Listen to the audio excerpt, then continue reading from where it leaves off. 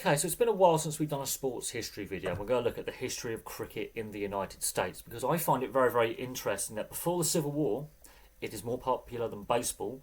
Since the Civil War, obviously baseball, and when we talk about the American Civil War, that's 1861 to 1865. This is the turning point where cricket, which was the more popular sport before the American Civil War, becomes less popular afterwards because baseball's an easier game to play. Set up the baseball field, play the game, involve players. Same number of players per team, but baseball's the easier game to play and set up. And it's to do with the Union soldiers when they're marching, set up camp. The soldiers are bored in an evening or an afternoon. They want to have a quick game of something. Baseball's pretty easy to play. And that's the turning point. But actually, the origins of cricket in the United States go back to the 18th century. There are archives referencing cricket being played in the New England area of the United States as early as 1709. And newspapers in New York were advertising for players in 1739. Now, the first documented and recorded competition, 1751 in Manhattan in New York.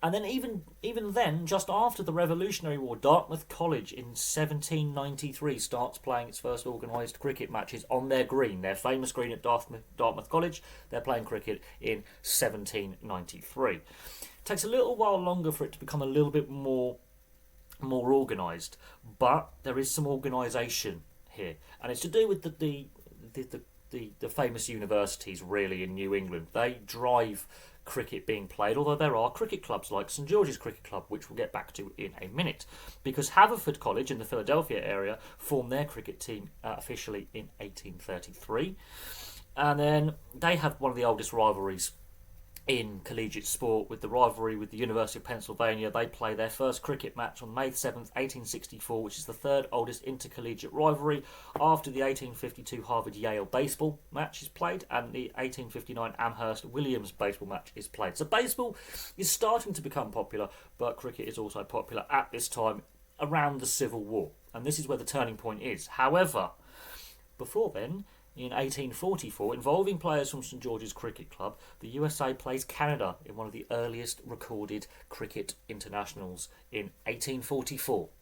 So, St George's Cricket Club, very crucial. A lot of players from the cricket club form this USA team. They play Canada Select 11, and that's in 1844. Now, players from this St George's Cricket Club would go on to have baseball careers. And we can look at St George's Cricket Club and the history of St George's Cricket Club in a later video. What is also interesting is in 1881, this is after the American Civil War, so now baseball's the more popular sport at this point, the Intercollegiate Cricket Association is formed. You've got to look at some of the famous US universities involved in this association. Penn State, Harvard, Haverford, Princeton, Columbia. They're the founders of this association. So they're playing organised games between each other. Cornell University would join this association later on. That is some of the big, well-known universities in New England form the Intercollegiate Cricket Association. So that shows the importance that cricket had in the upper stratas of society. It's more of a middle class, upper class, educated gentleman's sport in the US at this time. And this culminates in an 1891 cricket tour known as Lord Hawke's Cricket Tour. Now, this tour is actually organised by Martin Bladen Hawke, the 7th Baron Hawke. He's a British member of the House of Lords. And it's called Lord Hawke's Tour because he's the organiser.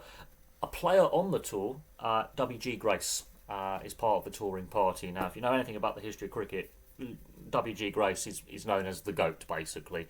One of the great early players of the game at Test level and at the early days of organised county cricket here in England. W.G. Grace, legend of the game.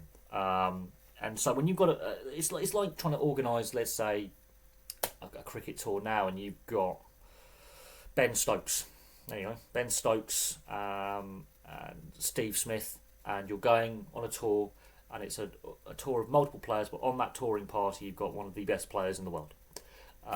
It's like organising a football tour or a rugby tour and taking Johnny Wilkinson or Dan Carter or Pele kind of as part of your touring party. There's your superstar. So that's how important that was in 1891. W.G. Grace at the time was the superstar of cricket, even though by modern standards he wouldn't be classed as a great player because he was quite a big chap. and running between the wickets was seen as difficult for W.G. Grace. He was not the fittest person in the world, but at that time he was the superstar of cricket.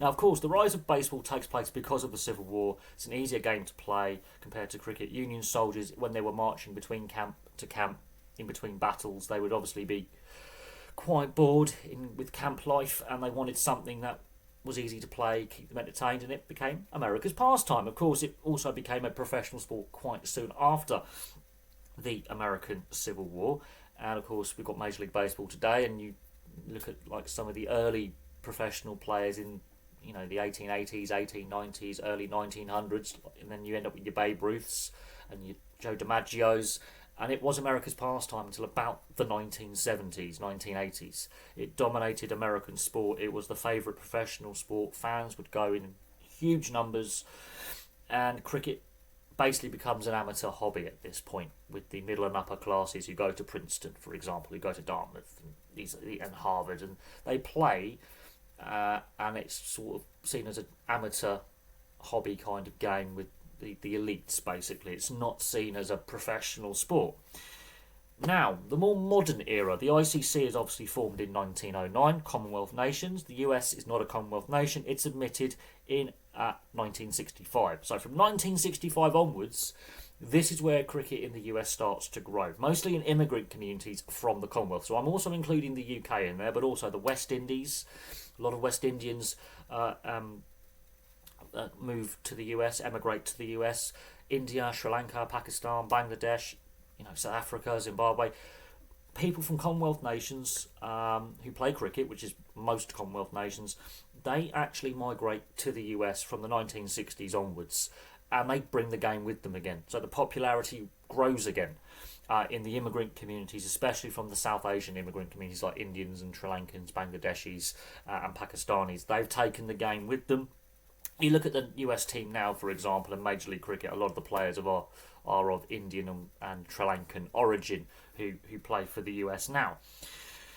Now, in more recent years, so since the 60s, especially in the last decade or so, a lot has happened, and we can talk about the governance issues, which is the real issue with cricket in the United States and its growth, and it's what's hindering it, and there's a lot of issues with the governance. 2010, the Youth Cricket Association is set up. Now, the last few years, 2021, minor league cricket begins play, sanctioned by U.S.A. Cricket.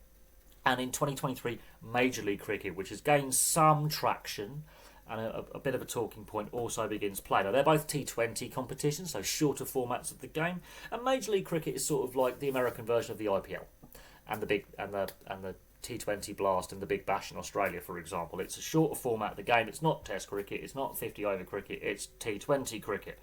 Now, ESPN, as one of the biggest sports broadcasters in the US, has also been helping to grow the sport. It's bought, I think it was Cricket Co, I think was the website, 2007. So it bought a cricket-based news website in the mid-2000s. It's shown T20 World Cups, ICC Trophy finals.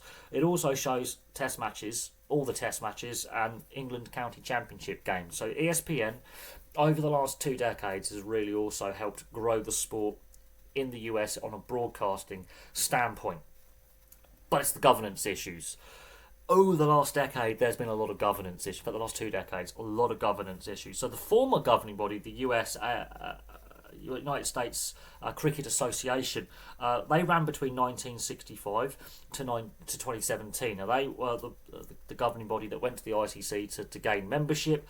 They were suspended from the ICC multiple times in the 2000s for governance issues, and finally expelled from the ICC in 2017. So for 2 years, the US had no representation at the International Cricket Council. 2019, U.S.A. Cricket is formed, and they come along. And they've also been suspended by the ICC. They also declared bankruptcy at the beginning of this month, on October the 1st. They've gone for bankruptcy protection. There are issues within the governance of the game that have come to the fore over the last 20 years. The U.S.A. was suspended, as I say, by the ICC multiple times and finally expelled as a member in 2017. USA Cricket obviously has set up minor league cricket. They sanctioned that. They also said, yep, we can sanction Major League Cricket.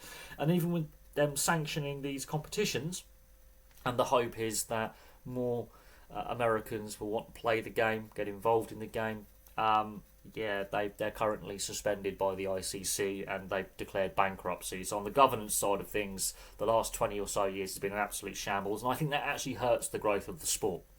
Um, because it was seen as an amateur game, as a gentleman's amateur game for many, many years, for the best part of a century, from the end of the US Civil War all the way up to their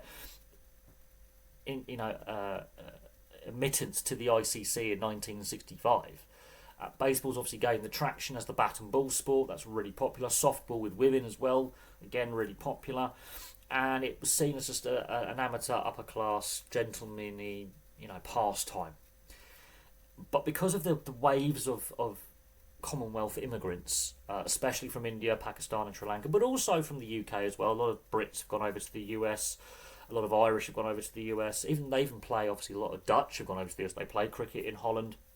They play cricket, obviously, in South Africa and Namibia and Zimbabwe. They've gone over to the US, especially as some of them as refugees from Mugabe's regime. A lot of Australians and New Zealanders have also gone over to the US in various waves. Because of that kind of immigration since the mid-60s, yes, the immigrant populations to the US that are new, they do play. And that's where a lot of the growth has come from. And yes, Major League Cricket and Minor League Cricket, they have started up. And that's obviously an organised, professional kind of cricket structure that's now set up. Admittedly, they're only short format T20, short competitions that only last for in the summer, but they are organised. There are teams, fans are turning up, but it's mostly those Commonwealth immigrant communities that are watching. So it's trying to reach the hearts and minds of the wider US kind of population. Maybe there's those baseball fans, they're getting frustrated with Major League and Minor Leagues baseball with all the issues that baseball's facing.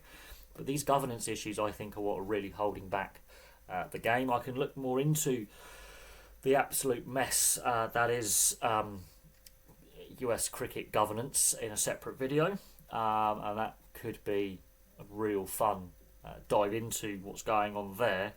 But that's where the game is and the sport is struggling in the US. There's lawsuits at the moment. There's bankruptcy proceedings. There's suspensions.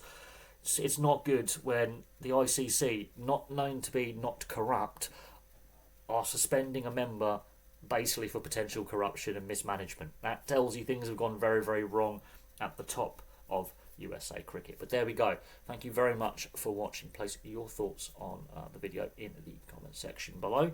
And yeah, there will be other videos related to this, such as looking at Major League Cricket and how it came about, looking at Minor League Cricket and how that came about, and just looking at the governance side of it with the U.S.A. CA and the U.S.A. Cricket, both of these governing bodies that are, well, one's gone completely, doesn't exist anymore, and the other one is currently suspended. Looking at them. And that would be interesting, especially if USA Cricket can come out of the bankruptcy and survive. It'd be really interesting. But there we go. Thank you very much for watching. Place your thoughts in the comment section below, and I'll have some more videos for you all very, very soon.